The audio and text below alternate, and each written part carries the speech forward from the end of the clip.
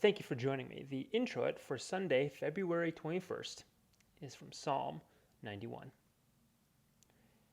When he calls to me, I will answer him. I will be with him in trouble. I will rescue him and honor him. With long life I will satisfy him and show him my salvation, because you have made the Lord your dwelling place, the Most High, who is my refuge. No evil shall be allowed to befall you. No plague come near your tent.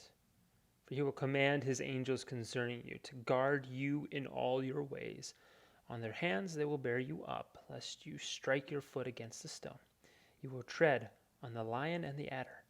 The young lion and the serpent you will trample underfoot. I don't know about you, but after I read this psalm, I have a lot of questions. And these questions come because of current circumstances happening in this nation and in the world. The theme of this psalm is one of protection and benefit. When God is near to us, there are direct blessings and benefits. Now, some that the psalmist lists are long life, no evil will befall them, no plague will be at the doorstep, angels will protect. These are some nice things. However, I have questions. There are plenty of Christians who have contracted this virus. There are faithful believers who have been face to face with evil. Sometimes with what we see and experience, we would not think that we are being protected. Actually, the opposite. Left to fend for ourselves. What is this getting at? Well, this Sunday is the first Sunday in Lent. And that day is marked by the time that Jesus was led into the wilderness and fasted for 40 days.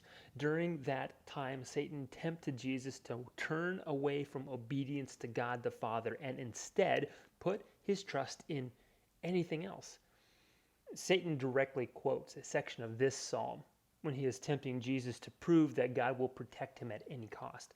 Matthew chapter 4, verses 5 and 6 record, Then the devil took him to the holy city and set him on the pinnacle of the temple and said to him, If you are the Son of God, throw yourself down, for it is written, He will command his angels concerning you, and on their hands they will bear you up, lest you strike your foot against a stone. We know the rest of the story. And Jesus does not give in to temptation. And then Satan leaves and Jesus begins his earthly ministry. However, I know that when we are in the middle of a difficult time, it can sometimes be hard to trust that God will take care of us, that he will be with us during that time of trouble. And the temptation that we run into is similar to what Jesus experienced in the wilderness.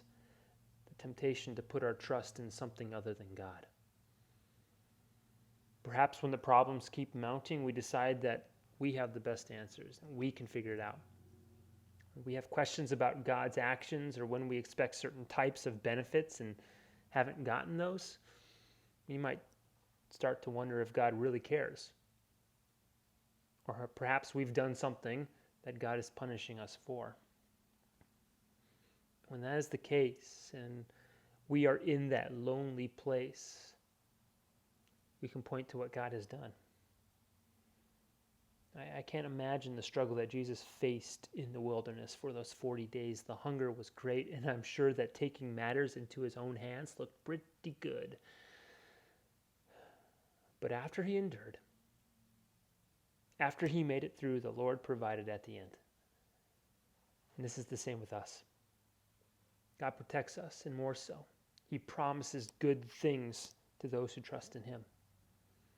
Yeah, the times might be tough. You might start wondering where God is and what is he doing. But we always know that no matter what, he will give good.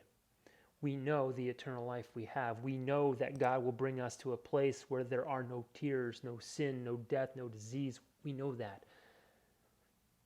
And as we walk through this time of Lent, we walk with Jesus as he goes to the place of death, desolation, and loneliness, so that we would never experience separation from God. Thank you for joining me.